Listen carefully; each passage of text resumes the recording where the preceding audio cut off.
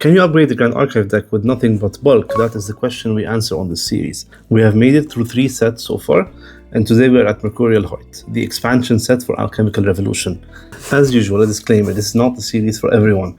It's for people who either don't have access to singles, have access only to sealed products, or don't really want to invest so much into the game. Maybe they're new players and they just want to buy a recollection deck, buy a starter deck, and just make small upgrades to it that don't really break the bank. So if you match any of these criteria, this series is for you.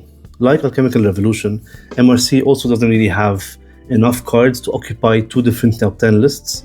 So in this case, we will have a combined top 10 list. Not a single one for main deck and material deck is going to be combined once more. However, unlike Alchemical Revolution, that's not because Mercurial Heart doesn't really have good cards. It does. It has plenty of really good cards. It's a smaller set, it's an expansion set, so it has a smaller card pool, but the quality of cards is better. Hence why many of the cards that are in this set are actually above $1, which is why, again, this list is a bit shorter.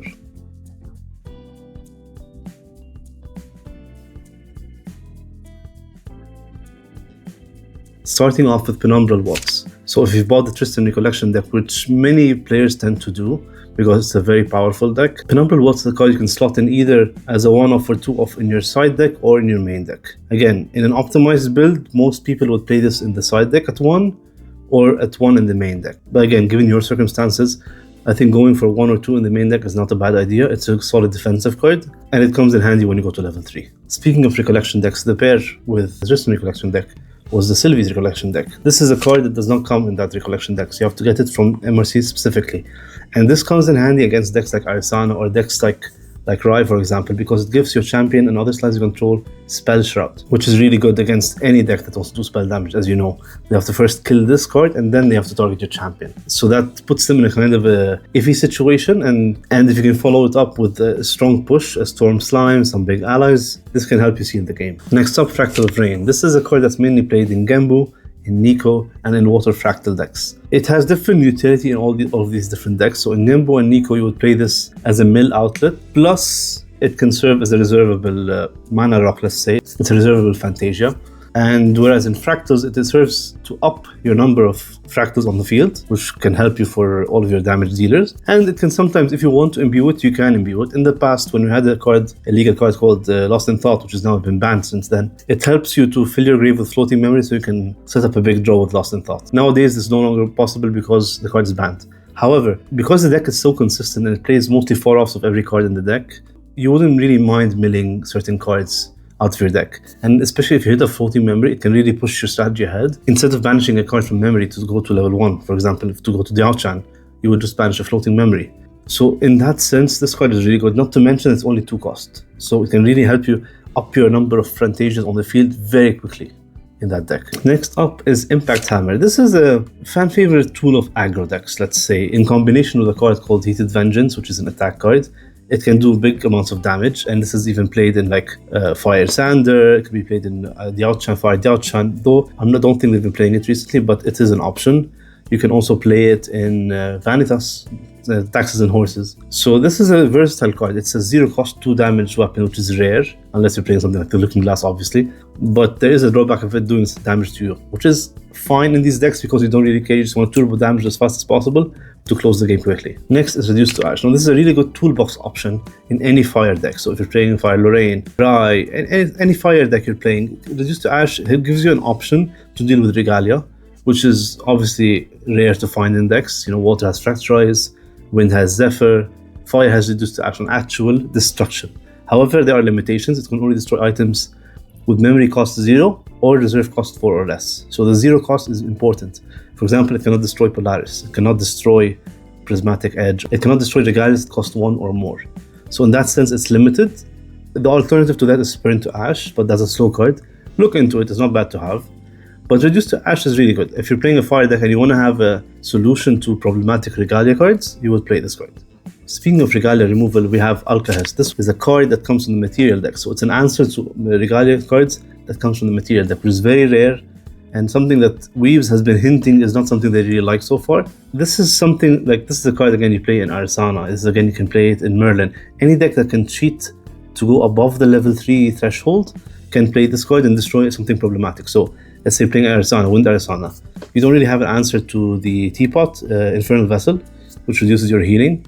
So what you would do is you would bring this out, sacrifice a level herb to go to level 4 when you're at level 3, and then you can use it to destroy that the anti-healing card, let's say, which gives you better survivability basically. So if you're playing such a deck that can go to level 4, this card will give you a premium removal which you rarely find in the Material deck.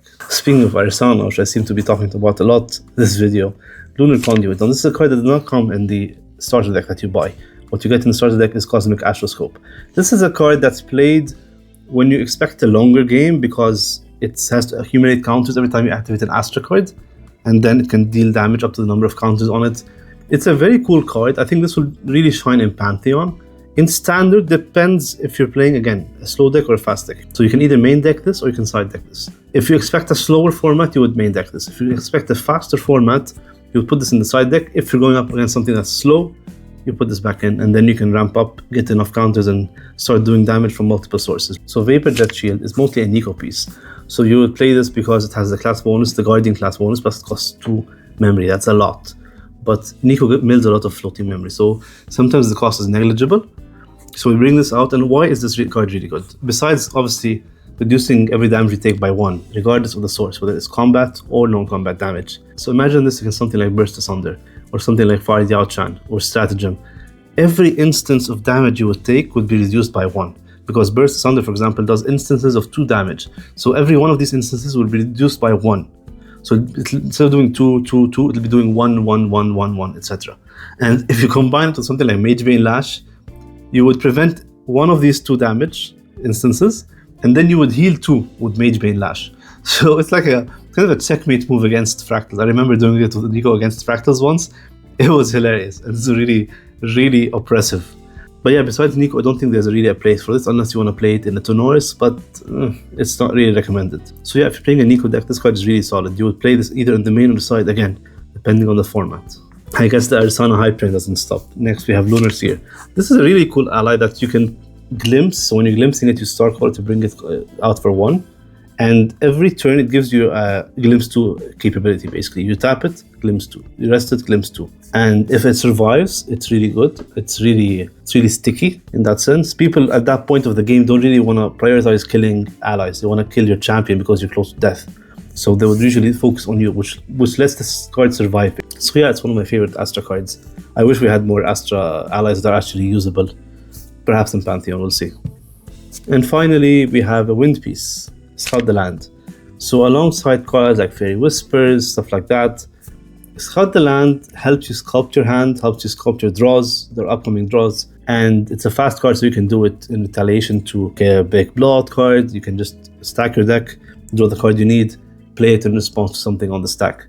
It's a really cool card. I like this. This is good in Tristan, it's good in Arisana, it's good in Razor Gale decks.